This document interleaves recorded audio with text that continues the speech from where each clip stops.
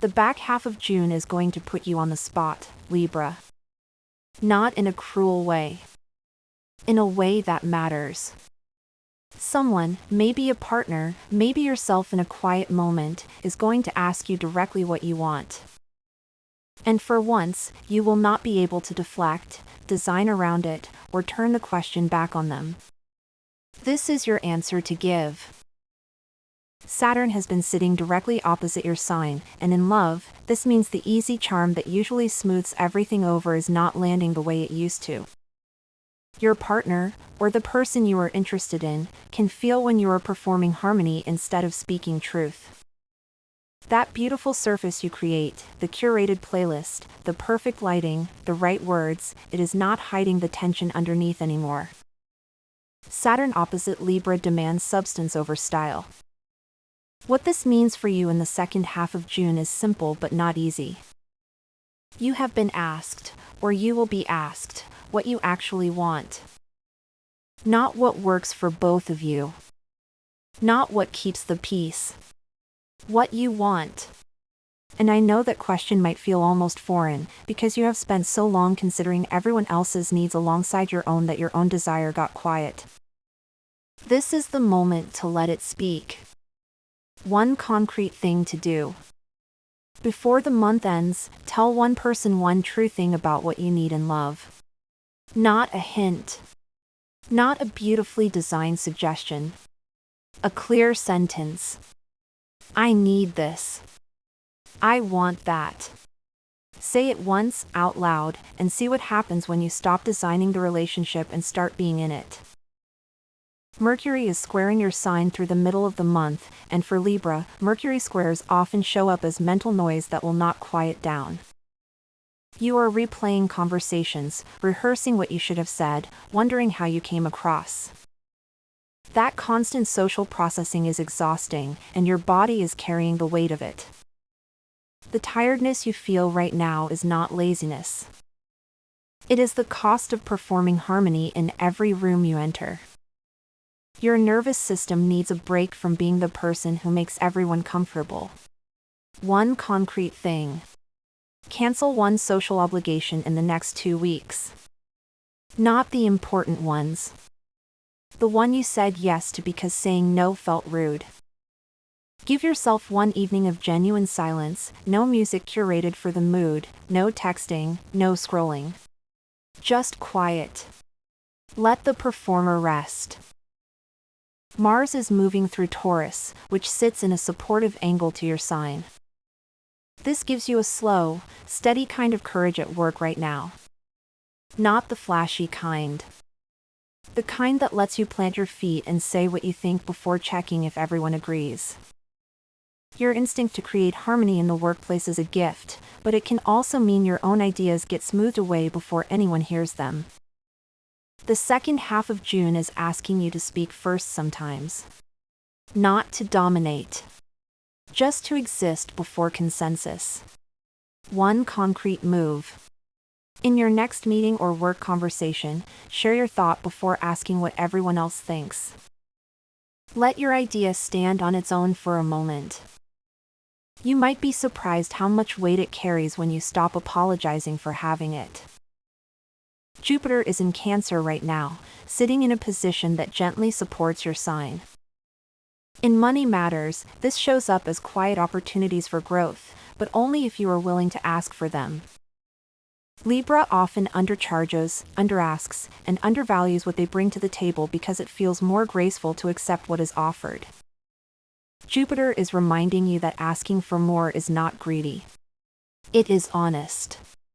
One practical money tip for the rest of June. Have one conversation about money that you have been avoiding. A rate you want to raise. A bill you need to discuss. Something you have been smoothing over because bringing it up feels uncomfortable. The discomfort is temporary. The resentment of not asking lasts much longer. 2 big things happen right at the end of June, both landing around the 30th. First, Mercury stations retrograde. For you, with Mercury already squaring your sign, this means communication tangles could get thicker before they get clearer.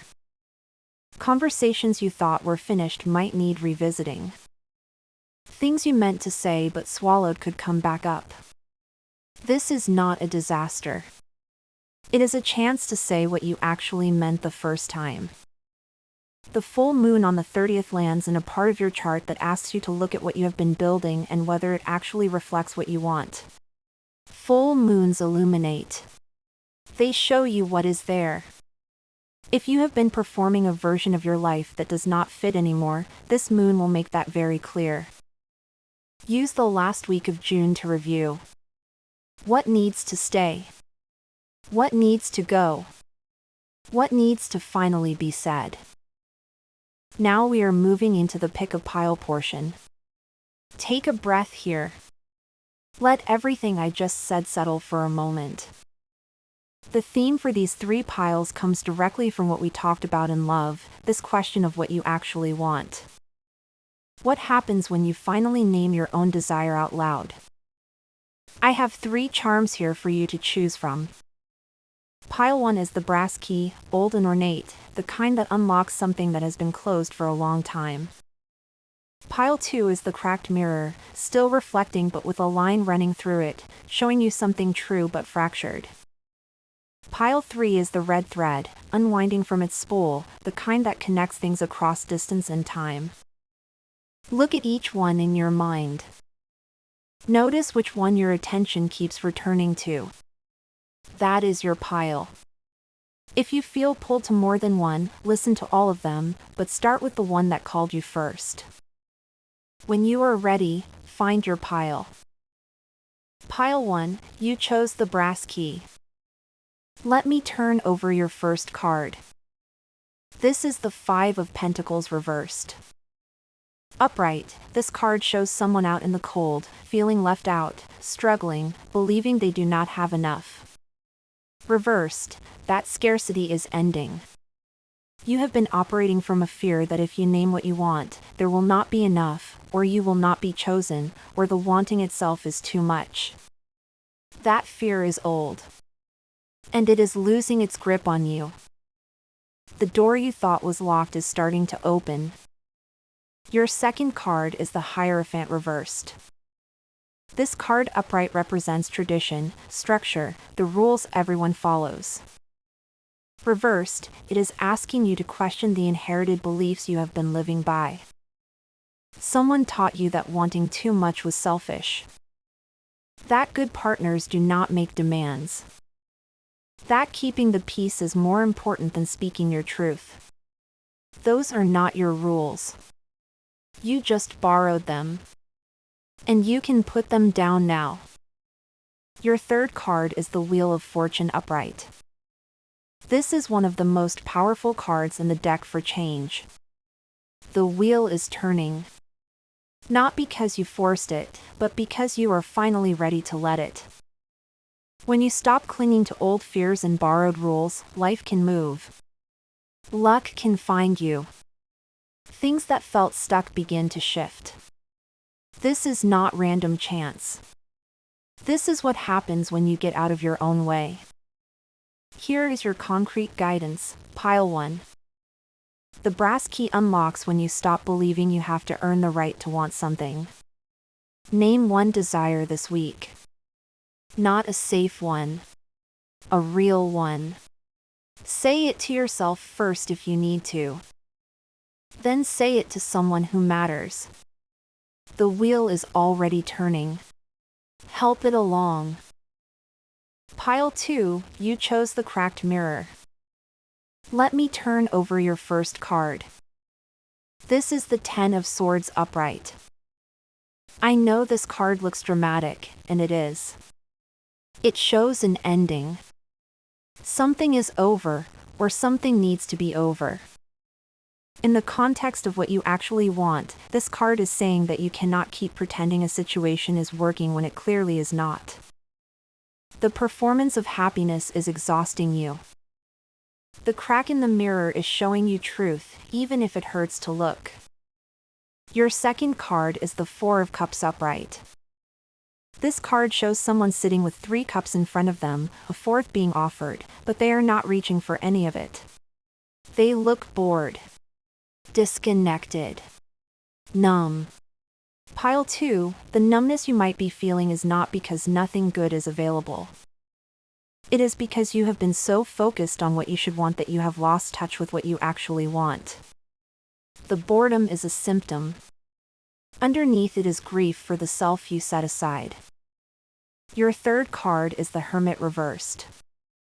Upright, the Hermit takes time alone to find wisdom. Reversed, it can mean isolation that has gone on too long, or avoiding the inner work that needs to happen. You have been hiding, pile 2. Maybe in busyness.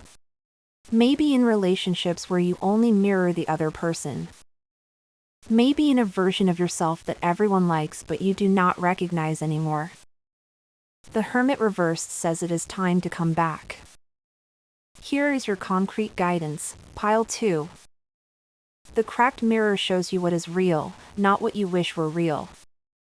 This week, spend 15 minutes alone, no phone, no music, no distraction, and ask yourself one question.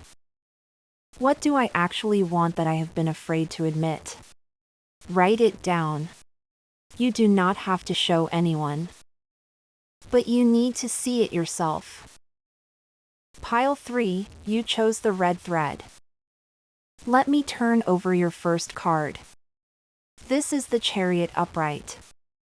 This is a card of movement, determination, victory through will. The Chariot does not wait for permission. It moves.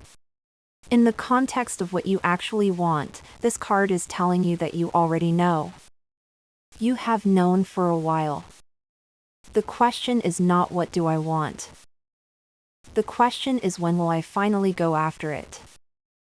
The answer the Chariot gives is now. Your second card is the 6 of Cups upright. This is one of the sweetest cards in the deck.